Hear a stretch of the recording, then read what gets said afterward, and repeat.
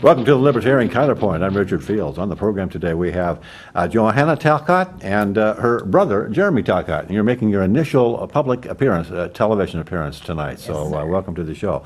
Also, veteran John Cameron, author of Rewire and Re-Kill, and all of you comrades in arms at the Pacific Legal Foundation in one capacity or another. And should we point out tonight, that our views? Yeah, our views. These are views, our own views, not the views of our employer or anybody other than ourselves, or something like that. Tonight, we're going to talk about. For those of you who did not watch the debate, and I totally understand not watching the debate, I put myself through that in order to make it possible for you not to, and that's including you, John. So we'll talk about the debate. We'll talk about it from three perspectives: the perspective of how the two candidates on the stage either answered or deflected or avoided the questions that were put to them by Mr. Wallace, and we will. Did you say answer? You didn't say. I said answer or deflect. Oh, you did say answer. Okay. Yeah, all right. As the case may be, and the answer that Gary Johnson, the Libertarian candidate, either tweeted or we impute that he would have made had he been on the stage where he most assuredly deserved to be. Mm-hmm. The first question out of what's his first name? It's not Mike Wallace's kid. Wallace, what? Chris Wallace. Yeah, the first question out of Chris Wallace's mouth, which I thought was a really, really good question, was the original intent versus the living Constitution. Which do you support? And Johanna, how did the candidates on the stage answer, and how would Gary Johnson have answered? Or how did he tweet? Well, this was an interesting question. I actually want to quibble a little bit that it was a good question, because what Chris Wallace actually said was, in what direction would you like to see the Supreme Court take the country? And I have a problem with that, because it's not the job of the Supreme Court to take the country in any direction. The job of the Supreme Court is to interpret the Constitution. Well spoken. Thank you. So that was my first problem, and then it just goes downhill from that point. You know, Hillary Clinton obviously, I don't think has a lot of respect for the Constitution, and she perceives it more as a living document, that it can bend and change at the will of politicians, and she wants to see people on the Supreme Court and in the lower courts that will uphold her policies and follow her agenda without applying strict principles that the Constitution demands. Trump, on the other hand, I think paid a little bit of lip service to an originalist, favoring an originalist interpretation of the Constitution. I think he's been advised well on the picks that the Supreme Court picks that he's listed. Can I ask you a question Sure. on that? I'm not familiar with this list. Are they strict original intent folks? I don't know about a whole lot of them, but there are a good handful of people that do adhere to a good originalist interpretation of the Constitution. Mm-hmm. Versus, I think the other big choice of liberals is Gardner, who's waivers in the wind. Yeah, right. Okay. That is essentially the difference. And the problem with Trump, though, is even if he does put good picks on the Supreme Court, the guy doesn't respect the Constitution in a lot of ways. A lot of the policies and the things that he suggests fly in the face of what a good originalist constitutional interpretation would demand. So there's a trade-off there. Due process, and right? Separation of powers, a limited executive power. So there's a trade-off there. I don't think that that it is necessarily worth it to have one or two good Supreme Court justices. Yeah. Well, my impression was that Hillary totally avoided the question on originalism versus living Constitution. She pivoted immediately to talking about her intention to support somebody that would support women's choice and gay marriage and all of her. Getting rid of cases that allow people to criticize Hillary. That's her favorite. I thought it was Citizens United pretty fantastically rich that she said Citizens United allows dark, unaccountable money to come into the system, coming from someone who Who makes a living? runs makes the a dark, living. Clinton unaccountable Foundation and makes Yes. Yeah, that's hypocrisy personified. And then, of course, Trump, basically, all he did is brag about all of the folks that that were on his short list for Supreme Court nominees. And to Johnson be clear, I actually think the tweeted- list is great. Yeah, You know, the list Johnson is tweeted- great, but Johnson can you really tweeted- trust him to Johnson do tweeted that? that he would look for somebody with original intent, and that's exactly what we're looking for. That's what we want. That's it. Absolutely. Yeah. Well, Second it's not, amendment. it doesn't, like you pointed out, it doesn't matter what we want. The Constitution is a document that Well, what we as spells attorneys out. want. Yes. Well, we as yeah. citizens want. We want somebody who respects our founding document Right. rather than tries to rewrite it in an unsound way. I was just trying to make And the point that it doesn't really matter what anybody wants. The Constitution is a set of rules Right. that govern this country. And Absolutely. that's pretty straightforward. And I might add that the oath of office doesn't say, I will protect my political power. It says, I will protect and defend the Constitution of the United States. And what you want is a judge who will adhere to those principles, even if he personally disagrees with them, or even if he was nominated by somebody who wouldn't want him to say that. Justice Scalia was a good example that he upheld the First Amendment and the right of people to burn flags, even though he personally disagreed with it. But he I think understood. he said he cried. Right. Yeah. But he understood that that was a constitutional principle and it needed to be upheld, and that was his job as a Supreme Court justice to do that. The second question from Chris Wallace was on the Second Amendment. And Jeremy, how did that get handled? Peculiarly is probably the best answer. Hillary said that Heller was a case about D.C. trying to protect toddlers from guns and people from toddlers with guns. Because that happens a lot. It was just a It happens very strange answer. Less often than that meteorite strike that I was Yes. worried about. I am more worried about terrorism than the toddler with a gun. But it showed that she fundamentally doesn't understand one of the most important Second Amendment cases. Well, she did. Yeah. She was not successful in passing the D.C. bar exam. We need to remember that. That's Good true. point, Very good good point.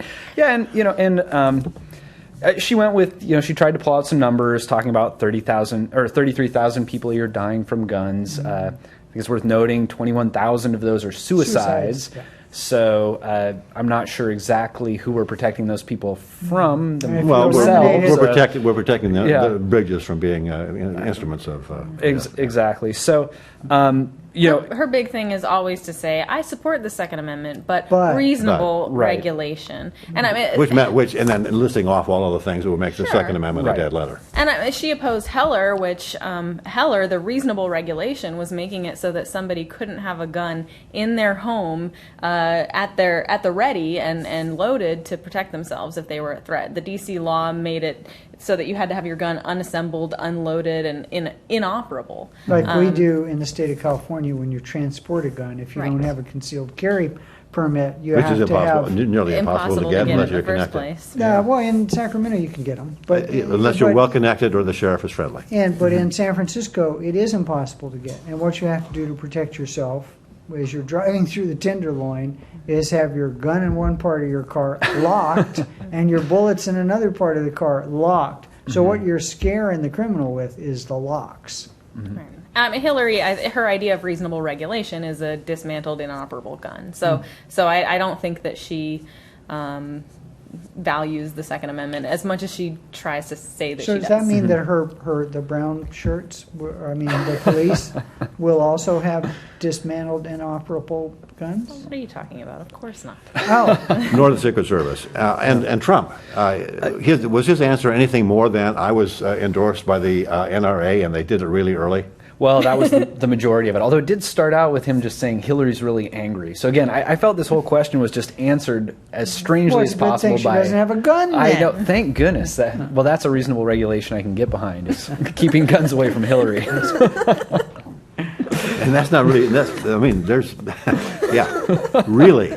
Look at Syria, look at Libya. Sure. Yeah. Absolutely. Yeah, and Guns and drones. Yeah, and I think to go on to Gary Johnson, I think Gary Johnson understands that the core of the Second Amendment is about people's right to protect themselves and people's right even to protect themselves against government and the potential tyranny of government. So I think that answer certainly would have won the day. Next issue from Chris Wallace was immigration. Yeah? Well, I would like to ask the panel here when their forebears arrived in this country. You know that answer for us. I do. It would be the 1850s. Okay. Came from Russia, although actually they were German-speaking Russians. Did you know Putin? I don't even know him. I don't even know him. 1850. Okay, Richard. My grandparents on my mother's side came from Holland in the 1910s, 1920s, somewhere around there. And my parents on my dad's side came from England and Norway way past anybody's memory of when. I'm not saying that they were DAR or anything, but they were there.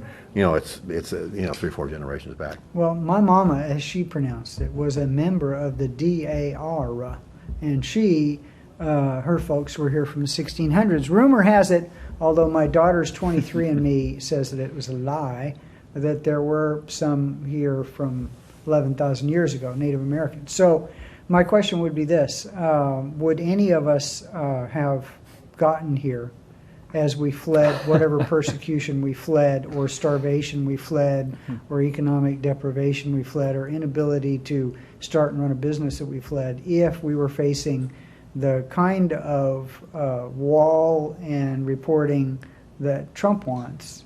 Absolutely not. My grandfather, in fact, was coming from a place of starvation. He and his brothers were placed in an orphanage because their alcoholic parents could not take care of them. The orphanage in Holland at that time was a place where, think David Copperfield. It was a place where the kids, he had a brother that actually starved in the orphanage, starved to death. And so he knew deprivation from a very early age. He came here and worked as a stoop laborer in the farm fields of California. Later on moved to Oregon, bought a 40-acre farm and farmed that for the rest of his life. He came here looking to work, looking for opportunity, and would not have been able to get here had he been Mexican today, because those same laws, the laws on the books today, would have prevented him from getting here legally. And he's the kind of person that Donald Trump would say, get him out. He's a drug smuggler. He's a bad hombre. So and this is the Gary Johnson position has always been no wall. No wall. Welcome people. Welcome people in. Give them a work, underline the word work permit. Give them a Social Security number. Go on. I'm sorry, I interrupted. No, you're absolutely. I was nodding, not in disgust, but in agreement. Yeah. This is my disgust nod. I was doing my tired agreement nod. Yeah. Okay. So, and it's kind of a history lesson here along with the answer, which is this country is built by immigrants.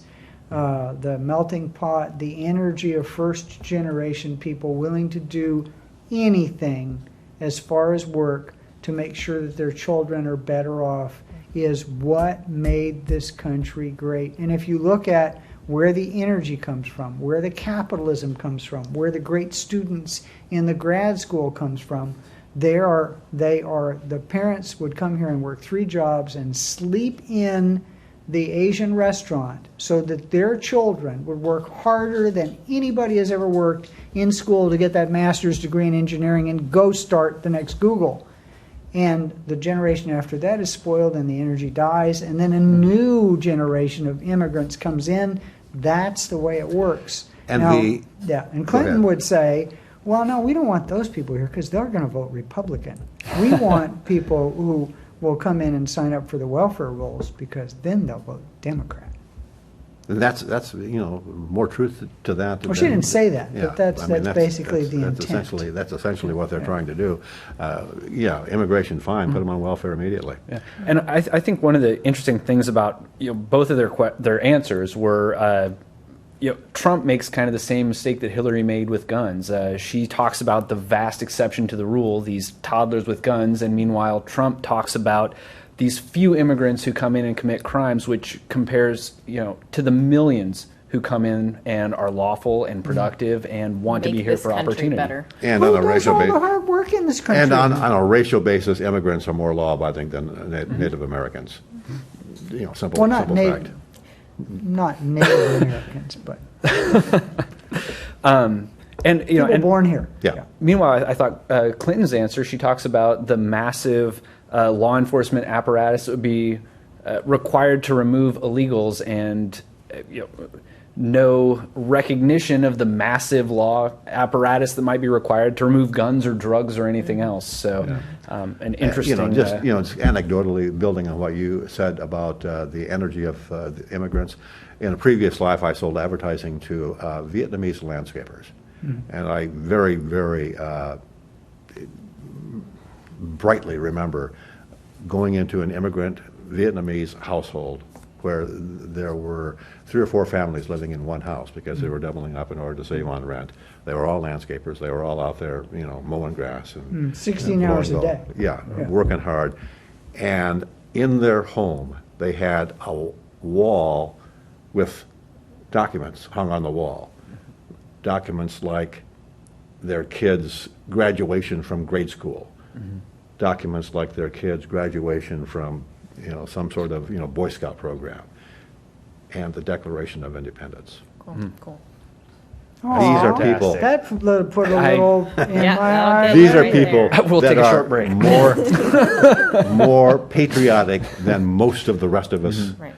in our best moments. These are the people who make America great, and they are people who are not only coming here to work, they are also consuming. So for every job that they so-called take from people who don't want those jobs anyway, landscaping jobs, give me a break, they are providing through the things that they buy jobs for people who produce groceries And the 3 jobs homes they're and whatever. working, the 1 they're working on their own on weekends and evenings and nights, they have their own business. The 2 they're working at minimum wage for somebody else as they're putting in the 16-hour day. They're definitely paying taxes on those. So, Yeah, and all and if studies they were- show that immigrants are net contributors to Net the tax job. basis. net job increase because of immigrants. You don't, Absolutely. there's no, Trump is all wet. And I don't mean wet back, wet.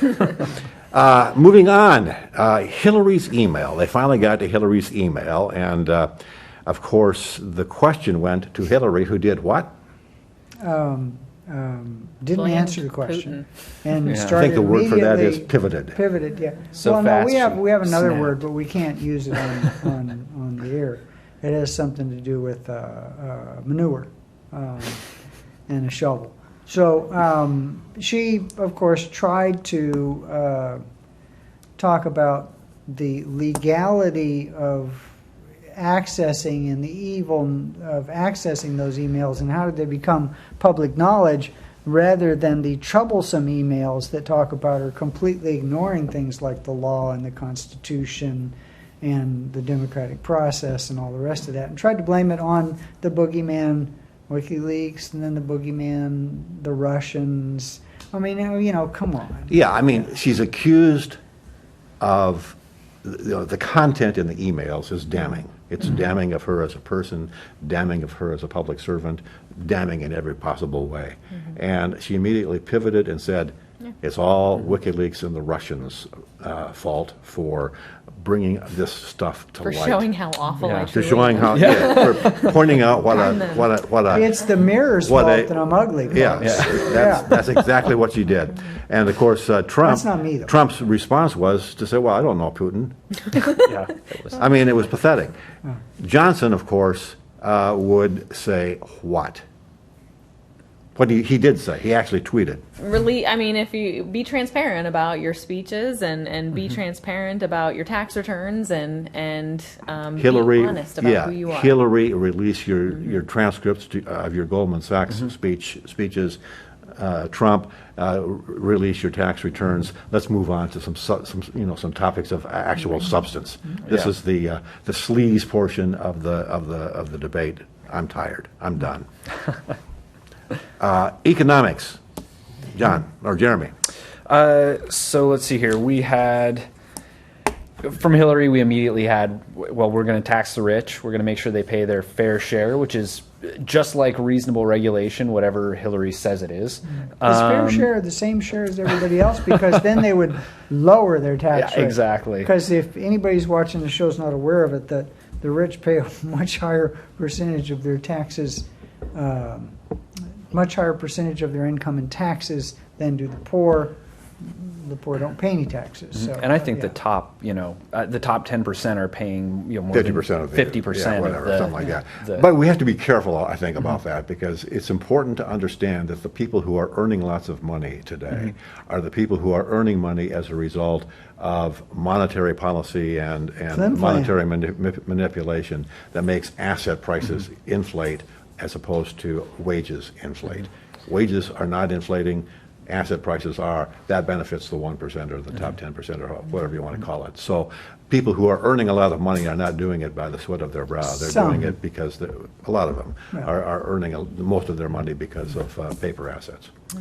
Yeah, and I think the most interesting aspect of her answer was the fact that she momentarily was concerned about debt just because she was able to throw that at Donald Trump.